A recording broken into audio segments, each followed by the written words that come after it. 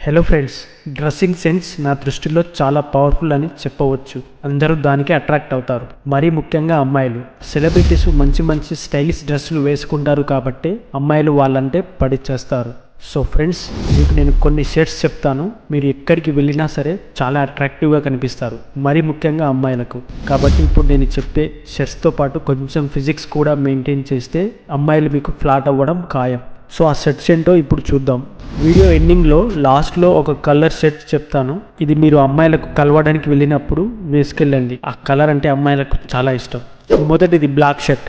Black colour షర్ట్లో అబ్బాయిలు చాలా clean and ఫెయిర్గా కనిపిస్తారు. కొంచెం లావుగా ఉన్నా సరే ఈ కలర్లో కొంచెం సన్నగా కనిపించేటట్టు చేస్తుంది. ఈ కలర్కి ప్యాంట్ ఏ కలర్ ఉన్నా సెట్ అవుతుంది.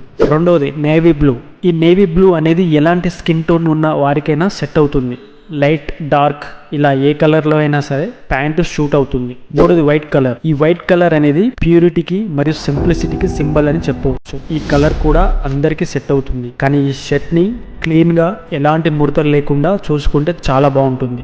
నాలుగోది పింక్ కలర్. చాలా మంది అబ్బాయిలు పింక్ కలర్ అంతగా వేసుకోరు. ఇది కేవలం అమ్మాయిలకు సంబంధించిందే అని అనుకుంటారు, కానీ పింక్లో మీరు చాలా కాన్ఫిడెంట్ అండ్ ఛాలెంజింగ్గా కనిపిస్తారు అవతల వాళ్ళకి. పింక్ కలర్ షర్ట్ని కూడా ట్రై చేయండి.